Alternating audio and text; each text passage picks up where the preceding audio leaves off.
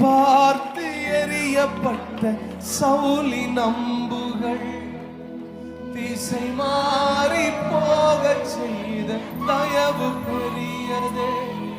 என்னை கூறி பார்த்து எறியப்பட்ட சவுலின் அம்புகள் திசை மாறி போக செய்த தயவு.